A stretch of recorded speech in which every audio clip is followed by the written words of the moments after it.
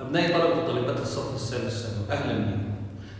عندنا تريكاية من تريكس الخاصة بالصف الثالث الثانوي. التريكاية دي خاصة بكلمة until، خاصة بكلمة until اللي معناها حتى.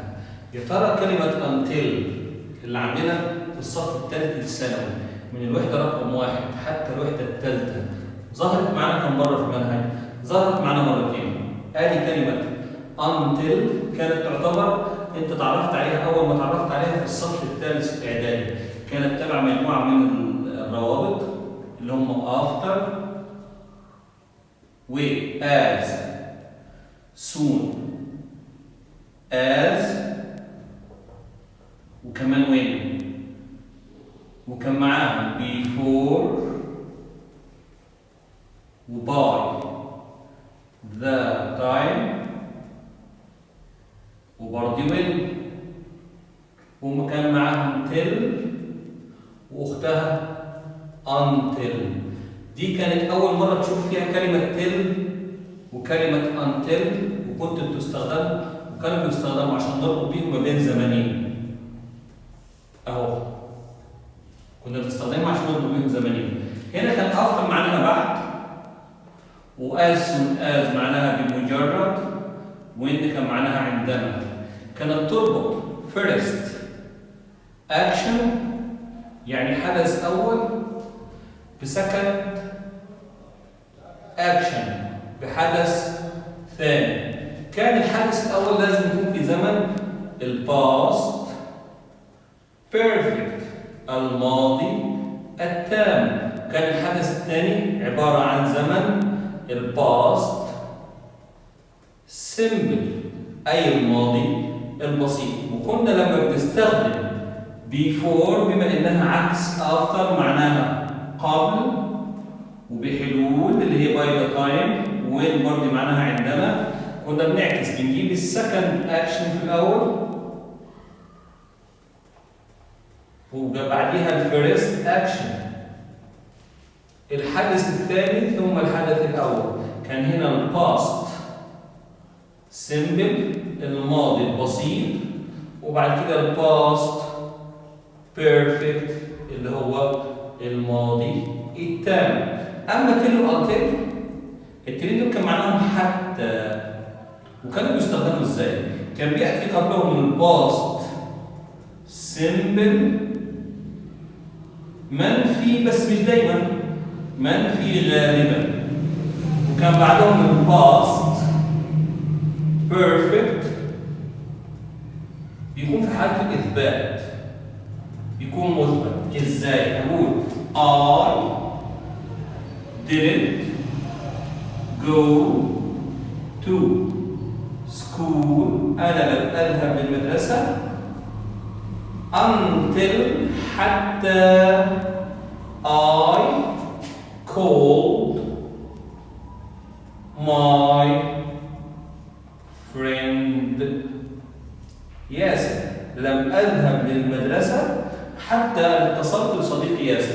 هبص الاقي until عندي هنا، هعرف ان ده حصل في الأول بما إن هو past simple، وده اللي حصل بعده. لا سوري called هنخليها had called until I had called my friend ياسر. كده يبقى ده ايه؟ ماضي بسيط. فأول ظهور لكلمة until معانا كانت معاها كلمة till، وهما التنين كانوا من الروابط اللي بتستخدم لترتيب الأحداث في الماضي. ترتيب الأحداث في الماضي. الحدث الأقدم كان ماضي تام فيرست أكشن، الحدث الأحدث منه كان ماضي بسيط يعتبر السكند أكشن. بعد كده في يونت 3 في الأزمنة بتاعة المستقبل لما جينا احنا نربط أزمنة المضارع بالمستقبل بأنواعه. أزمنة المضارع بالمستقبل استخدمنا دول كلهم. استخدمنا كلمة after ومعاها before ومعاها as soon as وكمان when وby the تايم، وضفنا عليهم كمان مين؟ till وانتل. اللي تهمني مين فيهم بقى؟ كلمة until. until في الحالة دي كانت من ضمن الروابط اهي اللي بتستخدم عشان تربط زمنين. اولا زمن مضارع present يكون simple، او present يكون perfect، مضارع تام او مضارع بسيط. يبقى احنا بنستخدمهم عشان نرتب الحدث الاول يكون المضارع التام او المضارع البسيط، والحدث اللي بعد كده بيكون عباره عن future المستقبل سواء كان simple او continuous او perfect. المستقبل بانواعه السمبل والكونتينيوس والبيرفكت، او صيغه الامر الامبيراتيف اللي احنا بنسميها صيغه الامر. وكانت until هنا بتستخدم بالطريقه دي. ممكن يبقى نص الجمله ونجيب بعدها البريزنت سمبل او البريزنت بيرفكت، وجنبيها اي شكل من اشكال المستقبل، اي شكل any form، وبيكون منفي غالبا. مش لازم دايما يكون منفي، بنقول منفي غالبا. زي ما هنا في الماضي قلنا برضه ممكن يكون منفي غالبا، ممكن ما يكونش منفي. ازاي؟ هقول مثلا I won't leave house، لن أغادر منزلي until حتى I finish، حتى أن أنتهي من عمل my homework.